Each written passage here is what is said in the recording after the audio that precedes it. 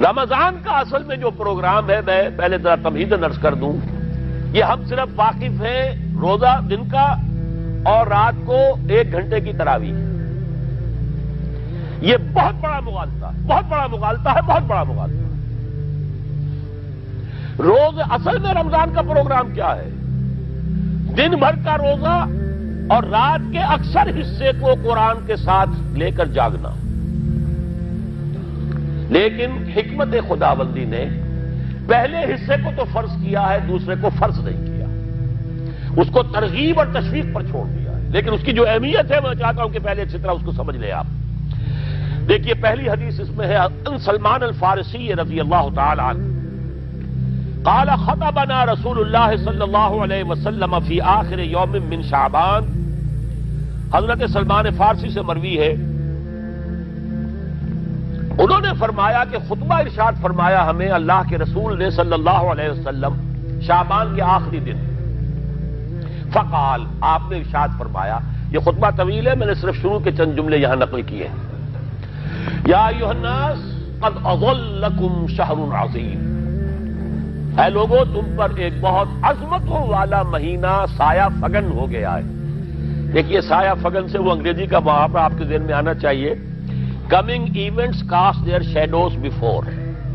ابھی رمضان شروع نہیں ہوا ہے، شعبان کا آخری دن ہے، تو وہ کمنگ ایونٹ جو ہے رمضان مبارک، اس کا سایہ آ گیا ہے تم پر، اس لیے حضور نے وہ لفظ استعمال کیا قد اظلکم، ظلال کہتے سائے کو، قد اظلکم شہر عظیم، بڑی عظمت والا مہینہ ہے، شہر مبارک، بہت برکت والا مہینہ ہے، شہر فیہ لیلۃ خیر من الف شہر، اس میں ایک رات وہ بھی ہے، وہ مہینہ جس میں ایک رات وہ بھی ہے جو 1000 مہینوں سے افضل ہے۔ انا انزلناہ فی لیلۃ القدر وما ادراک ما لیلۃ القدر لیلۃ القدر خیر من الف شہر۔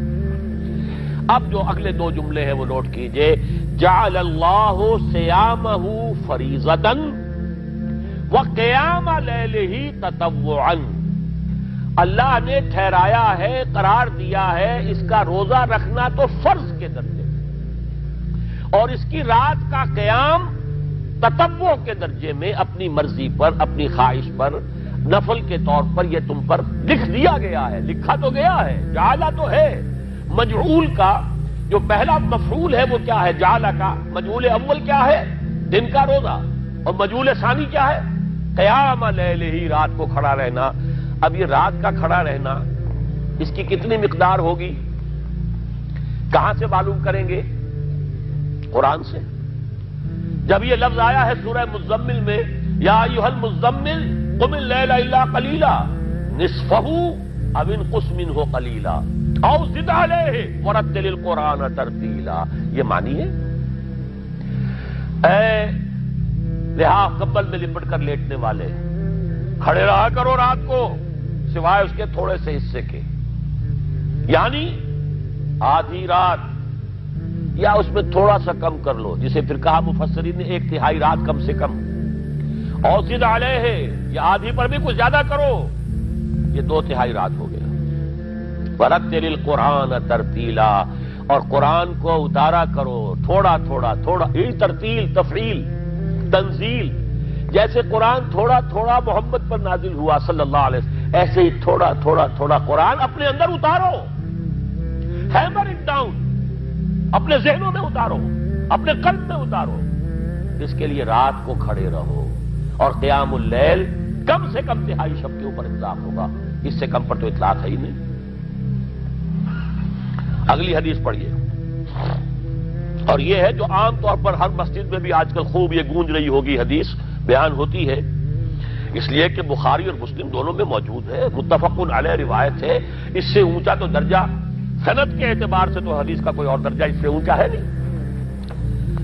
عن ابی ہریرہ رضی اللہ عنہ قال قال رسول اللہ صلی اللہ علیہ وسلم، حضرت ابو ہریرہ سے روایت ہے، آپ نے فرمایا کہ حضور نے ارشاد فرمایا، من صام رمضان ایمانا واحتسابا غفر له ما تقدم من ذنبه، جس نے روزہ رکھا رمضان مبارک کے دوران اللہ پر یقین رکھتے ہوئے اور اس سے اجر و ثواب کے حاصل ہونے کی امید میں، اس کے تمام پچھلے گناہ معاف ہو جاتے ہیں۔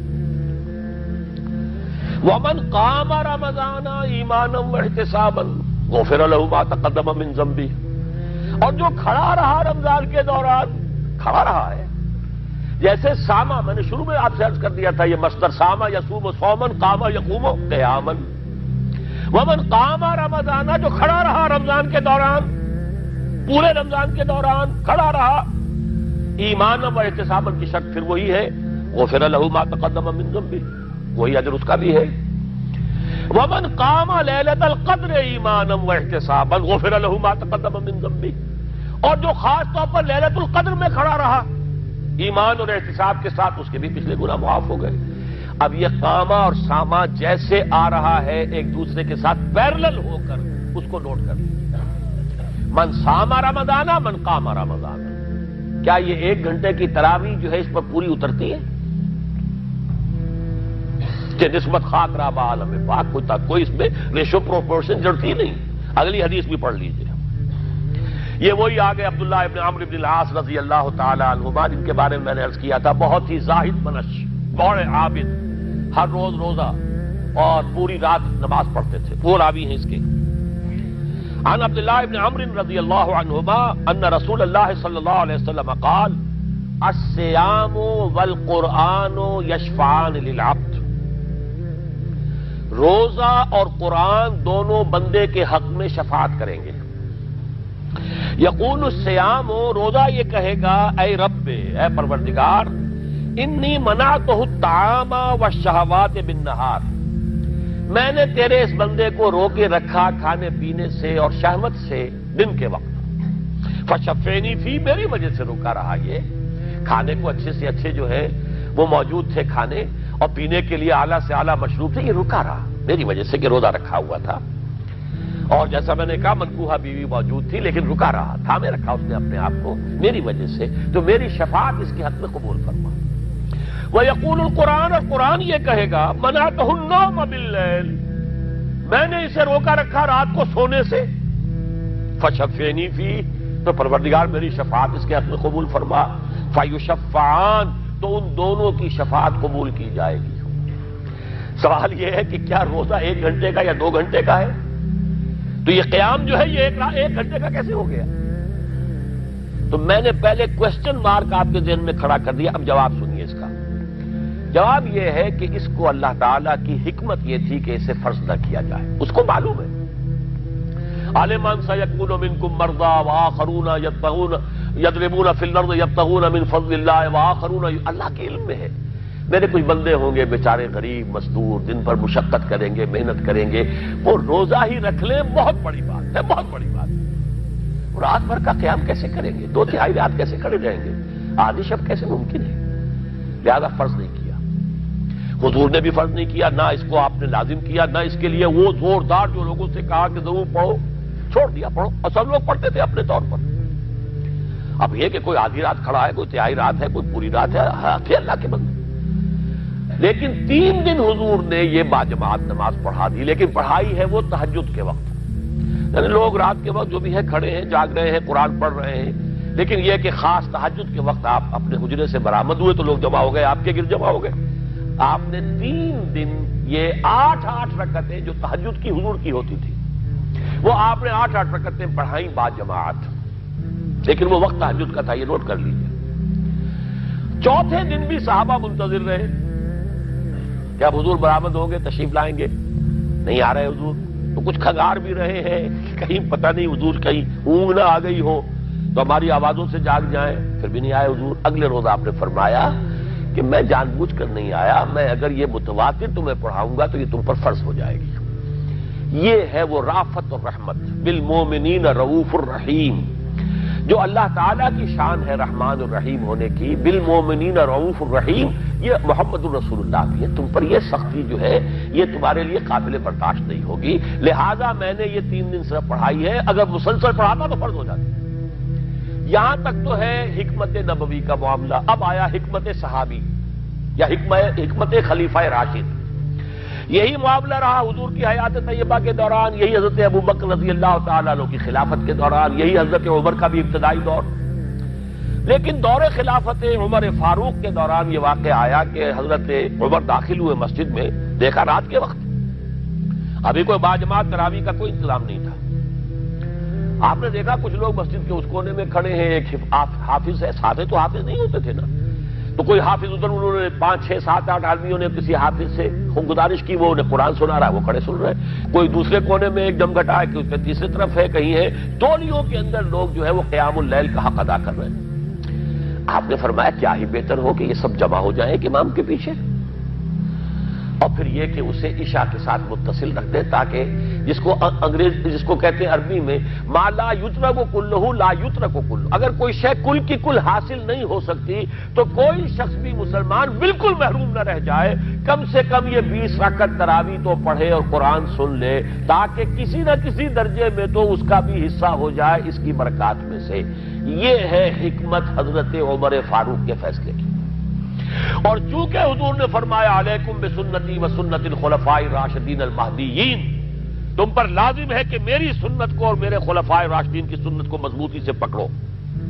یہ وجہ ہے کہ فقہاء اربعہ جو ہیں ہمارے، وہ سب کے سب اس کو واجب کے درجے میں رکھتے ہیں، اس لیے کہ یہ فیصلہ حضرت عمر کا ہے، عمر خلیفہ راشد ہیں رضی اللہ تعالی عنہ، لہذا یہ نظام بن گیا تراویح کا۔ اب میں اس کی نفی نہیں کر رہا، لیکن جو شخص سمجھتا ہے کہ اس سے اصل حکمت اور غرض و غایت پوری ہو گئی، وہ مغالطے میں مبتلا ہے۔ یہ تو علی الاقل کم سے کم اس درجے میں کہ ہر مسلمان کم سے کم اس درجے تک تو جو ہے وہ کچھ نہ کچھ حظ حاصل کر ہی لے، اور وہ اس سے محروم نہ ہو بالکل ہی۔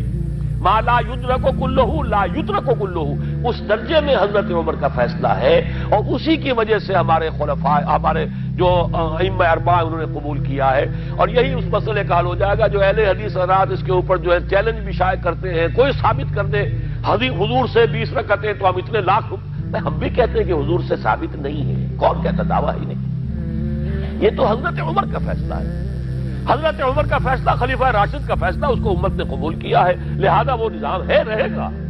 اور یہی جو ہے آپ کو معلوم ہے، حالانکہ یہاں اکثریت جو ہے وہاں پر وہ اہل حدیث حضرات کی ہے سعودی عرب میں، حرمین میں وہی 20 رکعت تراویح ہوتی ہے، اس لیے کہ وہ ان کا جو آفیشل مسلک ہے وہ مسلک حنبلی، حنفی نہیں ہے، تو حنبلی مسلک میں بھی یہی ہے، شافعی میں بھی یہی ہے، مالکی میں تو 36 تک کی روایتیں موجود ہیں، 36 رکعت، لیکن یہ ہے کہ یہ ہے وہ 20 رکعت تراویح کا معاملہ، اس کی نفی میری بات سے نہ سمجھ لیجئے گا، وہ ٹھیک ہے، حضرت عمر کا فیصلہ ہے۔ پھر یہ کہ یہ آسان ترین ہے کہ عشاء کے ساتھ ہی متصل پڑھ لی، اور آج تو ہماری نیند کا کوئی حصہ اس میں جاتا ہی نہیں، کون سوتا ہے اس سے پہلے سوال ہی پیدا نہیں ہوتا۔ لیکن یہ جو کہہ رہے ہیں کہ قرآن کہے گا میں نے اسے نیند سے روکے رکھا، اس کا حق کہاں ادا ہوا؟ اس کا حق تو ادا ہوگا کہ تہائی ورنہ نصف شب کے لگ بھگ آپ جاگے قرآن کے ساتھ۔ اب سمجھیے اس کی غرض و غایت کیا ہے۔ اگر قرآن رمضان کا یہ دوگنا پروگرام سامنے آ گیا، اصلاً جو مطلوب ہے دن بھر کا روزہ اور رات کے اکثر حصے کا کم سے کم نصف شب جو ہے اس میں جاگنا قرآن کے ساتھ، اب اس کی جو حکمت اور غرض و غایت ہے وہ بھی اب آپ 2 درجوں میں سمجھیے۔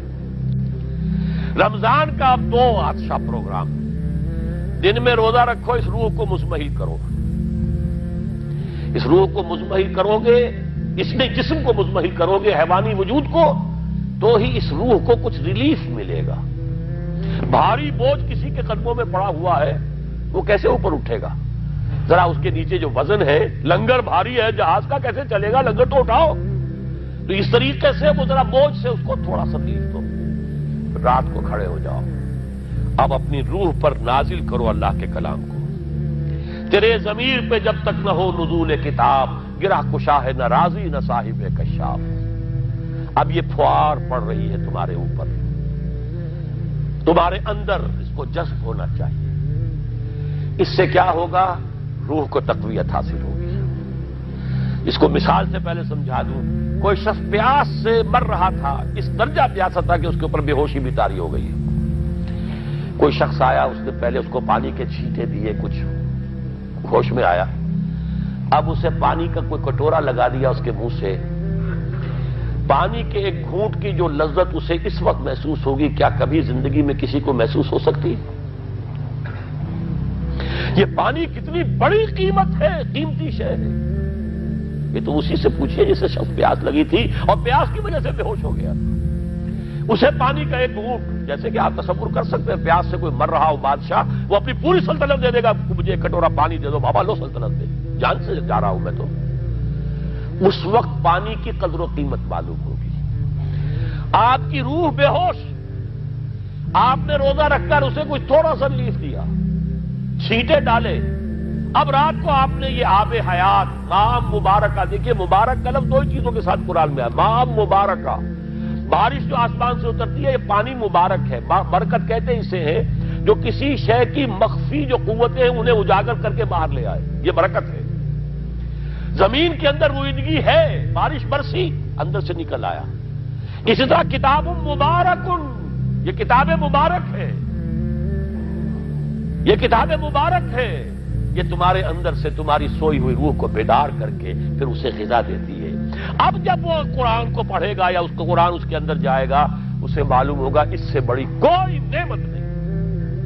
یہ ہے شکر جو پیدا ہوگا اب اس کی گہرائی کے، اس کے دل کی گہرائیوں میں۔ شکر کے معنی کیا ہے؟ احسان کی قدر شناسی۔ شکر کو امام راغب نے 3 مرحلوں میں بیان کیا ہے۔ شکر بالقلب، پہلے تو آپ کو معلوم ہو جو نعمت کسی نے دی ہے کتنی بڑی ہے، یہی احساس نہیں ہے۔ کسی بچے کے ہاتھ پہ آپ نے ہیرا رکھ دیا، اسے کیا پتا یہ ہیرا ہے یا یہ کوئی کانچ کا ٹکڑا ہے، وہ کیا کرے گا اس کی قدر؟ بلکہ ٹافی دیں گے تو وہ سمجھے گا کہ یہ زیادہ اچھی چیز دی ہے، مجھے اس پتھر کا میں نے کیا کرنا ہے، اس لیے اسے معلوم ہی نہیں کہ یہ ہیرا ہے۔ جب تک کسی نعمت کی قدر و قیمت کا احساس نہ ہو، اس کے متناسب پروپورشنیٹ شکر آپ کر ہی نہیں سکتے۔ پھر آپ کو زبان سے شکر ادا کرنا ہے۔ الحمدللہ الذی انزل علی عبدہ الکتاب، یہ زبان سے شکر ادا کیجیے۔ پھر اس کا شکر کا حق ادا کرنا ہے، اس نعمت کو استعمال کرنا ہے۔ اگر نعمت لا کے رکھ دی تو بھی یہ ناشکری ہے۔ کسی بچے کو لا کر کسی اس کے والد نے کتاب دی بڑی عمدہ، اور وہ بڑا مہذب بچہ ہے، تھینکس ڈیڈ یا ڈیڈی، اس نے شکریہ ادا کر دیا، پھر کتاب لا کے جو رکھی کبھی کھول کے دیکھا ہی نہیں، تو ناشکری کر رہا ہے یا شکر کر رہا ہے؟ زبان سے تو شکر ادا کیا تھا تو ناشکری کر رہا ہے، لا قدری کر رہا ہے، اس کو پڑھا ہی نہیں۔ قرآن کا شکر کیا ہوگا؟ وہ میرا کتابچہ جو ہے مسلمانوں پر قرآن مجید کے حقوق، اگر وہ سمجھیں گے، جو کہ میری اس پوری دعوت قرآنی کی جڑ اور بنیاد ہے۔ 2 چھوٹے چھوٹے کتابچے 167 میں لکھا تھا، اسلام کی نشر ثانیہ کرنے کا اصل کام، یہ اسلام کی ریوائول کیسے ہوگی، اس کی شرط لازم کیا ہے، اصل کام کیا ہے۔ ہم نعرے لگانے پر آ گئے ہیں، جلوس نکالنے پر آ گئے ہیں، ہم یہ کر رہے ہیں، ہم وہ کر رہے ہیں، تلواریں بھی اٹھا لی ہیں، گولیاں بھی کھا رہے ہیں، جانیں بھی دے رہے ہیں، اصل کام نہیں کر رہے۔ وہ اصل کام کیا ہے؟ یہ 67 کی میری تحریر ہے، اسلام کی نشر ثانیہ کرنے کا اصل کام۔ اور پھر 68 کی میری 2 تقریریں تھیں جب میں نے جمعے کا خود خطاب کیا تھا مسجد خضرہ سمن آباد میں، مسلمانوں پر قرآن مجید کے حقوق۔ اس کو مانو جیسے کہ ماننے کا حق ہے، اس کو پڑھو جیسے کہ پڑھنے کا حق ہے، اس کو سمجھو جیسے کہ سمجھنے کا حق ہے، اس پر عمل کرو جیسے کہ عمل کا حق ہے، اور اسے 4 دانگے عالم میں پھیلاؤ۔ یہ تمہارے پاس امانت ہے محمد رسول اللہ صلی اللہ علیہ وسلم کی۔ بلغوا عنی ولو آیۃ، پہنچاؤ میری جانب سے ایک ہی آیت پہنچاؤ۔ کس نے فرمایا؟ محمد رسول اللہ نے۔ مفشو ہو، عام کرو، اسے پھیلاؤ۔ 5 حقوق ہیں مسلمان پر، لیکن یہ سارے حقوق کب ادا ہوں گے؟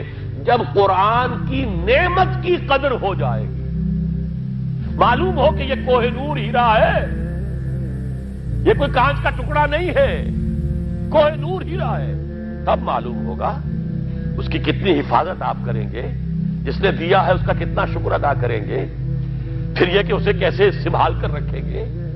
لیکن یہ کہ اگر قرآن کا شکر ہی نہیں ہے، قرآن کی خود کی نعمت کا احساس ہی نہیں، ہوا خیر مما یجمعون، یا ایھا الناس قد جاءتکم موعظۃ من ربکم وشفاء لما فی الصدور وہدی وبشریٰ للمؤمنین، ہدی ورحمۃ للمؤمنین، قل بفضل اللہ وبرحمتہ فبذلک فلیفرحوا ھوا خیر مما یجمعون۔ دنیا میں انسان جو کچھ جمع کرتا ہے، جائیداد، مال، دولت، ہیرے جواہرات، زیورات، اور کوئی اینٹیکس، کوئی جو ہے وہ ڈیکوریشن پیسز، جو کچھ، ان سب سے زیادہ قیمتی شے یہ قرآن۔ لیکن اس کا احساس کب ہوگا؟ جب روح بیدار ہو جائے گی، جب وہ چکھے گی قرآن کو۔ جس کو میں کہا کرتا ہوں کہ ایمان حقیقی کیسے حاصل ہوتا ہے قرآن سے؟ جب قرآن کو سنتے ہوئے انسان جھوم جائے، اس کے اندر کوئی شے سمپیتھیٹک وائبریشن میں آ جائے، اسے کہے کہ ہاں یہی ہے، جہاں سے میں خود آیا ہوں وہیں سے یہ کلام آیا، جہاں سے میری روح آئی ہے وہیں سے یہ کلام آیا۔ اب یقین پیدا ہوا، اس کو اقبال نے کہا ہے باطنی تجربہ۔ ایک تجربہ وہ ہے جو ہم دیکھ رہے ہیں، آنکھوں سے سن رہے ہیں، کانوں سے چھو رہے ہیں، اپنے ہاتھ سے سونگھ رہے ہیں، ناک سے، اور ٹیسٹ کر رہے ہیں اپنے جو ٹیسٹ بڈز ہیں منہ کے، یہ ہمارا ایکسٹرنل ایکسپیرینس ہے۔ لیکن ایک انٹرنل ایکسپیرینس ہے۔ ساری جو بحث اٹھائی ہے علامہ اقبال نے ریکنسٹرکشن پر، اس کا بنیادی نقطہ یہ ہے کہ انٹرنل ایکسپیرینس بھی اس ایکسٹرنل ایکسپیرینس کی طرح بلکہ اس سے زیادہ بڑھ کر قابل اعتماد ہے۔ یہ ہے انٹرنل ایکسپیرینس۔ لعلکم تشکرون، تو یہ تو پہلی منزل طے ہوئی ہے ابھی صوم رمضان، صیام و قیام رمضان کا پہلا حاصل کیا ہوگا؟ وَلَعَلَّكُمْ تَشْكُرُونَ، تاکہ تم اس قرآن کی عظمت سے واقف ہو جاؤ، تاکہ تمہیں اس پر اس کی جو وقت ہے، قدر و قیمت ہے، اس کا انکشاف ہو جائے۔ اب اگلا مرحلہ آئے گا۔ اب یہ روح کچھ توانا ہو کر، کچھ ہوش میں آ کر کدھر اس کی توجہ ہوگی؟ کل شیء یرجع الی اصلہ، ہر شے اپنی اصل جڑ کی طرف رجوع کرتی ہے۔ ہمارا حیوانی وجود زمین کی طرف جاتا ہے۔ یہ سورہ اعراف میں جو کہا بلعام بن باورہ کے بارے میں، وَلَكِنَّهُ أَخْلَدَ إِلَى الْأَرْضِ، زمینی خواہشات ہی کے چکر میں آپ ہیں تو گویا کہ آپ زمین میں دھسے جا رہے ہیں۔ روح بیدار ہوگی تو کدھر متوجہ ہوگی؟ اپنے مرکز کی طرف مائل پرواز تھا حسن۔ بڑا پیارا مصرع ہے، اگلا مصرع میں نہیں پڑھتا، لیکن یہ کہ یہ اپنے مرکز کی طرف، اپنے منبع اور سرچشمے کی طرف، کہاں سے آئی یہ روح؟ امر ربی، کہ ادھر متوجہ ہو۔ ہم پڑھا کرتے تھے اپنے ہائی اسکول کے زمانے میں، تو جو صبح پریئرز ہوتی تھی اس میں خاص نظم تھی، مجھے یہ معلوم نہیں شاعر کون ہے۔ مجھ کو ہے تیری جستجو، مجھ کو تیری تلاش ہے، خالق میرے کہاں ہے تو، مجھ کو تیری تلاش ہے۔ اب آپ دیکھیے پورے مذاہب کی تاریخ میں انسان کہاں کہاں گیا ہے خدا کو ڈھونڈنے کے لیے۔ کوئی برف پوش چوٹیوں کے اوپر جو ہے تپسیا میں لگا ہوا ہے، کیوں؟ رب کا قرب حاصل کرنے کے لیے نا، پرماتما سے لو لگانے کے لیے۔ وہ غاروں میں ہے، تپسیا ریاضتیں کر رہا ہے، کوئی صحراؤں میں گیا ہے، گوتم بدھ کہاں کہاں گیا ہے، کہاں کہاں گیا ہے، کچھ آپ کو اندازہ ہی نہیں۔ انسان اس کے اندر کوئی شے ہے جو کسی کو تلاش کر رہی ہے۔ میرے اندر ہی وہ شے بھی ہے جو مجھ سے کہتی ہے کہ کچھ کھانا ڈالو اس منہ کے اندر، اس پیٹ میں ڈالو، ہے وہ بھی میرے اندر شے۔ ان لنفسک علیک حقا، یقیناً تمہارے نفس کا بھی تم پر حق ہے۔ میرے اندر ہی کوئی شے ہے جو کچھ اور شے چاہتی ہے، کچھ اور چیز کی متلاشی ہے، وہ کسی اور شے کے عشق میں ہے۔ یہ دوسری بات ہے، اسے ہم نے سلا رکھا ہے، لوریاں دے دے کے تھپک تھپک کر۔ ہم تو اپنے جسم کی طرف متوجہ ہیں، لہذا ہمیں وہ پیاس محسوس ہی نہیں ہوتی کہ یہ بھی واقعی میرے اندر کوئی پیاس ہے۔ روح بیدار ہوگی تو وہ پیاس جو اس کے اندر اب پیدا ہوئی ہے وہ کدھر متوجہ ہوگی؟ اپنے پروردگار کی طرف۔ یہ ربط ہے اگلی آیت کا، آپ پڑھیے، وَإِذَا سَأَلَكَ عِبَادِي عَنِّي فَإِنِّي قَرِيبٌ۔ جب یہ روح بیدار ہو کر اپنے مرکز کی طرف متوجہ ہوگی، اپنے منبع اور سرچشمے کی طرف متوجہ ہوگی، اپنے مبدا کی طرف متوجہ ہوگی، تو اے میرے نبی صلی اللہ علیہ وسلم، جب میرے بندے آپ سے میرے بارے میں پوچھیں، فَإِنِّي قَرِيب، انہیں بتا دیجئے میں قریب ہی ہوں، کہیں دور نہیں، اس کی رگے جہاں سے بھی زیادہ قریب ہے۔ ہم قریب ہیں، جب چاہو ہمیں پکارو، جب چاہو دعا کرو، جب چاہو باریابی حاصل کر لو۔ ہم تو مائل میں کرم ہیں، کوئی سائل ہی نہیں۔ ہم تو ہر روز رات کے آخری گھڑیوں میں سمائے دنیا تک نزول فرماتے ہیں، اور ہماری طرف سے پکارنے والا پکارتا ہے، حل من مستغفر فاغفر له، ہے کوئی استغفار کرنے والا کہ میں اسے بخش دوں؟ ہے کوئی مانگنے والا، حل من سائل فاعطیہ، ہے کوئی مانگنے والا جسے میں دوں؟ تم سوئے ہوتے ہو،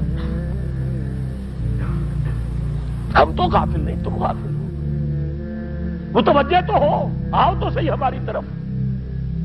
حدیث قدسی میں آیا ہے میرا بندہ میری طرف چل کر آتا ہے، میں دوڑ کر آتا ہوں۔ وہ بارش بھراتا ہے، میں ہاتھ بھراتا ہوں۔ میرا بندہ میرا ذکر اپنے دل میں کرتا ہے، میں اپنے جی میں اس کا ذکر کرتا ہوں، یاد کرتا ہوں اسے۔ اور میرا بندہ اگر کسی محفل میں میرا ذکر کرتا ہے، میں اس سے بہت اعلیٰ محفل میں اس کا ذکر کرتا ہوں، ملائے اعلیٰ کی محفل میں ذکر کرتا ہوں۔ یہ حدیث کے الفاظ ہیں کہ نہیں؟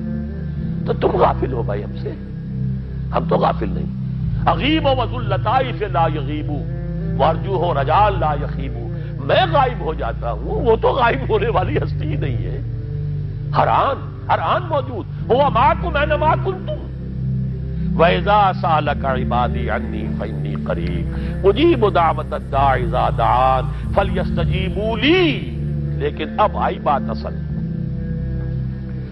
یہ دو طرفہ بات ہوگی، مجھ سے دعا کرو، کسی وقت کی پابندی نہیں، کسی جگہ کی پابندی نہیں، ناپاکی کی حالت میں ہو تب بھی دعا کر سکتے ہو، میری کتاب کو ہاتھ مت لگانا، مجھ سے دعا کر سکتے ہو، دعا میں کوئی پابندی نہیں، لیٹے مانگو، بیٹھے مانگو، ناپاکی میں مانگو، پاکی میں مانگو، جب چاہو مانگو مجھ سے،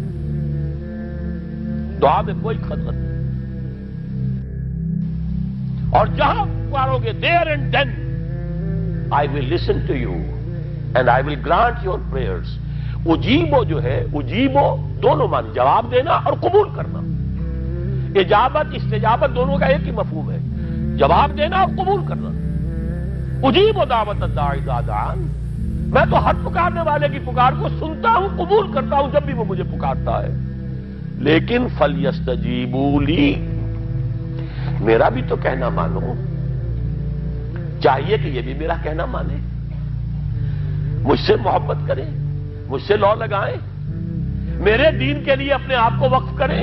ان صلاتی و نسکی و محیای و مماتی للہ رب العالمین، میرے باغیوں کے خلاف بغاوت کریں، میرے دین کا جھنڈا اونچا کریں، یہ سارے احکام ہے کہ یہ قرآن میں۔ قاتلوہم، جیسا کہ میں نے آپ کو بتایا اگلے ہی رکوع میں قتال کا حکم آ رہا ہے، اب وہ گھوڑوں کو روزہ رکھواتے تھے، بتا دیا یہ روزہ تمہیں کس لیے رکھوایا جا رہا ہے، اگلے ہی رکوع کے اندر حکم ہے، قاتلوا فی سبیل اللہ الذین یقاتلونکم وقاتلوہم حتی لا تکون فتنۃ ویکون الدین للہ، اللہ کے لیے دین ہو جائے، پورا کا پورا نظام اللہ کے تابع آ جائے، اس کے لیے پہلے دعوت دو، محنت کرو، جد و جہد کرو، اس دعوت کے نتیجے میں جمعیت فراہم کرو، جب جمعیت اتنی ہو جائے کہ پھر اس باطل نظام کے خلاف بغاوت کر سکو تو کرو بغاوت، اگر باطل نظام کے خلاف بغاوت نہیں کرتے ہو تو پھر ہم سے بغاوت ہے تمہاری، پہلے ذہنی بغاوت ہے، آپ ڈس اون کیجئے ذہنی اعتبار سے، نفسیاتی اعتبار سے، میں اس نظام کو نہیں اون کرتا، ریکنسائل نہ کیجئے اس کے ساتھ، کوئی تعاون نہ کیجئے اس کے ساتھ، کوئی چاکری اور ملازمت نہ کیجئے اس کی، تن من دھن لگائیے اس نظام کو بدلنے کے لیے، چاہے ابھی وہ دعوت کے مرحلے میں ہے، لوگوں کو تیار کیا جا رہا ہے، تربیت دی جا رہی ہے، تزکیہ کیا جا رہا ہے، لیکن ہدف کیا ہے؟ تاکہ اللہ کا دین غالب۔ فَلْيَسْتَجِيبُوا لِي، میرا بھی تو کہنا سنیں اور مانیں، میں جہاد کا حکم دیتا ہوں تو جہاد کریں، میں اقامت دین کا حکم دیتا ہوں اقیم الدین تو اس کے لیے کھڑے ہو جائیں، میں قتال کا حکم دوں تو قتال کریں۔ فَلْيَسْتَجِيبُوا لِي وَلْيُؤْمِنُوا بِي، اور مجھ پر ہی اپنا ایمان پختہ رکھیں، توکل کریں تو مجھ پر کریں، محبت کریں تو مجھ سے کریں، راضی رہے تو میری تقدیر پر راضی رہے، توکل ہو، راضی برضائے رب ہو، اطاعت ہو، جب تک یہ ساری چیزیں اللہ کے لیے نہ ہو جائیں۔ والذین آمنوا اشد حبا للہ، اصل میں تو مومن وہ ہوتے ہیں جو سب سے بڑھ کر شدید ترین محبت اللہ سے کرتے ہیں۔ قل ان کان آباؤکم وابناؤکم واخوانکم وازواجکم وعشیرتکم واموال اقترفتموها وتجارۃ تخشون کسادها ومساکن ترضونها احب الیکم من اللہ ورسولہ وجہاد فی سبیلہ فتربصوا حتی یاتی اللہ بامرہ واللہ لا یہدی القوم الفاسقین۔ اے نبی ان سے کہہ دیجئے اگر تمہیں اپنے باپ، اپنے بیٹے، اپنے بھائی، اپنے اسپاؤسز، بیوی کے لیے شوہر، شوہر کے لیے بیوی، اور رشتہ دار، اور تمہارے وہ مال جو تم نے بڑی محنت سے جمع کیے ہیں، تمہارے وہ کاروبار جن کا تمہیں اندیشہ ہوتا ہے کہ کساد بازاری نہ ہو جائے، کہیں پر جو ہے ریسیشن نہ آ جائے، اور تمہارے وہ مکان اور محلات جو تم نے بنائے ہیں، اگر یہ 8 چیزیں محبوب تر ہیں اللہ سے اور اس کے رسول سے اور اس کی راہ میں جنگ کرنے سے، جہاد سے، تو جاؤ دفع ہو جاؤ، بیٹھو وہاں یہاں تک کہ ہم اپنا فیصلہ سنا دیں۔ اور اللہ ایسے فاسقوں کو، ایسے ناہنجاروں کو ہدایت نہیں دیتا۔ یہ ہے قرآن، آیت نمبر 24 سورہ توبہ۔ فَلْيَسْتَجِيبُوا لِي وَلْيُؤْمِنُوا بِي لَعَلَّهُمْ يَرْشُدُونَ۔ اب وہ لفظ آ گیا رشد۔ دیکھیے پہلے آیا تھا لعلکم تتقون، روزہ، مجرد روزہ تقوی پیدا کر دے گا، ضبط نفس، اور ضبط نفس بھی وہ جو حکم خداوندی کا تابع ہے۔ یہ روزے کی ریاضت ہے، روزے کی ریاضت کا حاصل ہے۔ رمضان کے روزے کے ساتھ قیام اللیل کا دو گنا پروگرام، دن میں روزہ، رات کا قیام قرآن کے ساتھ۔ اس کا پہلا نتیجہ کیا ہے؟ لعلکم تشکرون، تاکہ قرآن کی عظمت منکشف ہو جائے، قرآن کی قدر و قیمت سے تم آگاہ ہو جاؤ، تمہیں معلوم ہو جائے کتنی بڑی دولت ہے جو اللہ نے دی ہے۔ اور آخری بات یہ، جب تمہاری روح بیدار ہو جائے گی، اپنے مالک کے ساتھ ہم کلام ہوگی، اسی کا نام دعا ہے۔ دعا ہے جس کے بارے میں حضور نے فرمایا الدعاء مخ العبادہ، یہ عبادت کا جوہر ہے۔ الدعاء هو العبادہ، دعا ہی تو اصل عبادت ہے۔ یہ دعا ہی تو ہمیں میسر نہیں ہے۔ 17 رکعتیں پڑھنی ہے ہم نے عشاء کی، لیکن اللہ کے ساتھ کوئی لوگ نہیں لگی، ادھر کی ادھر کی سوچیں آ رہی ہیں۔ 17 رکعتیں پڑھی ہوں یا 7 پڑھی ہوں، 10 پڑھی ہوں، آپ کو اجر ملے گا، لیکن آپ کو دعا نصیب نہیں ہوئی۔ دعا کب ہوتی ہے؟ بقول اقبال، یہ جو میرے اندر ہے فائنائٹ ایگو، انائے صغیر، انا میں، یہ چھوٹی سی انا ہے۔ اس انائے کبیر، اس انائے کبیر کے لیے سب سے بڑی جو مظہر آیت ہے قرآن مجید میں، وہ سورہ طٰہٰ کی، اننی انا اللہ لا الہ الا انا، میں ہوں وہ اللہ جس کے سوا کوئی الہ نہیں۔ اننی انا اللہ لا الہ الا انا، یہ ہے فاعبدنی واقم الصلاۃ لذکری، یہ انائے کبیر ہے، انفائنائٹ ایگو، اللہ، انا اللہ، دی بگ انا، اور یہ چھوٹی سی انا ہے، انا میں۔ جب یہ انائے صغیر انائے کبیر کے روبرو آتی ہے، ہم کلام ہوتی ہے، یہ ہے دعا۔ اگر یہ جاگی ہی نہیں، بیدار ہوئی ہی نہیں، ہم کلام ہوئی ہی نہیں، تو وہ دعا تو حاصل نہیں ہوئی، مخ عبادت جو ہے، جوہر عبادت کا حاصل نہیں ہوا۔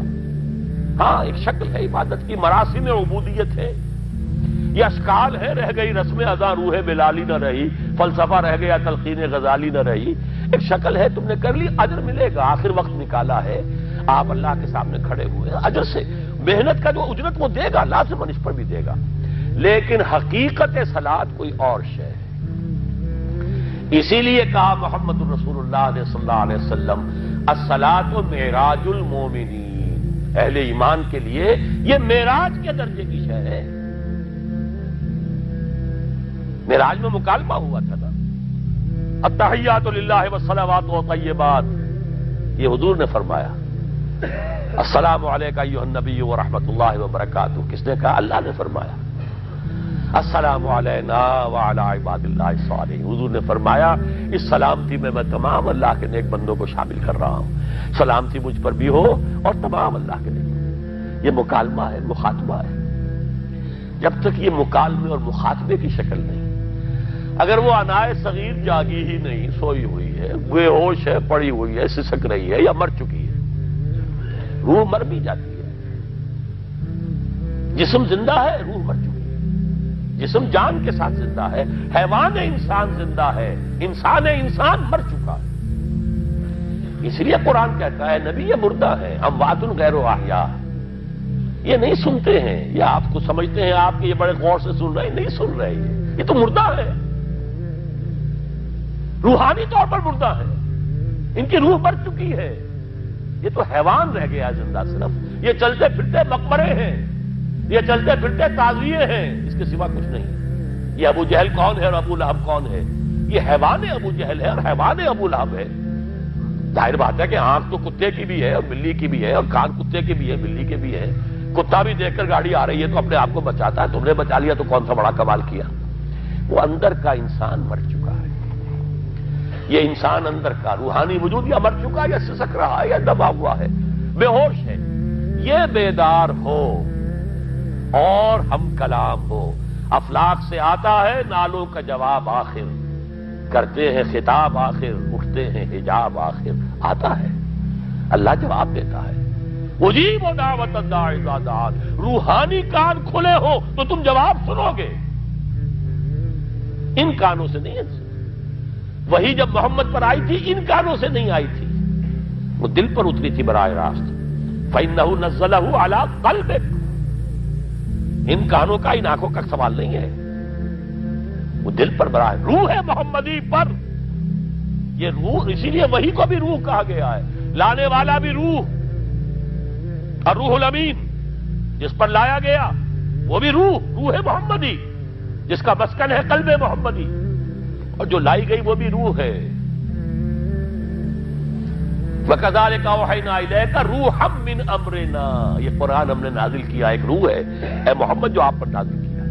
مَا كُنْتَ تَدْرِي مَا الْكِتَابُ وَلَا الْإِيمَانُ، اس سے پہلے تو آپ کو کچھ پتہ نہیں تھا، کتاب کیا، شریعت کیا، ایمان کیا۔ وَلَٰكِن جَعَلْنَاهُ نُورًا، ہم نے اس قرآن کو نور بنا کر آپ پر اتارا ہے۔ یہ ہے، اس کے لیے ہے اصل رشد۔ اب آخری لفظ آیا رشد، یہ گویا کہ جو مختلف الفاظ ہیں قرآن میں، کامیاب، فائزون، اولئک هم الفائزون، ٹھیک ہے، فوز، کامیابی تک پہنچنے والا، اولئک هم المفلحون، یہ ایک اور لفظ ہے، لیکن راشدون یہ چوٹی کا لفظ ہے، اسی لیے صحابہ کے لیے آیا اولئک هم الراشدون سورہ الحجرات میں۔ اسی لیے انسانوں میں سے نبیوں کے بعد سب سے اونچے چوٹی کے انسان ابو بکر، عمر، عثمان، علی، ان کے لیے آیا خلفاء الراشدون، علیکم بسنتی وسنت الخلفاء الراشدین المہدیین۔ یہ رشد ہے، رشد تک پہنچنا ہے تو یہ کام ہے، اور یہ ہے اصل حاصل صیام و قیام رمضان کا۔ اولئک هم الراشدون، اللہم ربنا اجعلنا منہم، اللہم ربنا اجعلنا منہم، اللہم ربنا اجعلنا منہم۔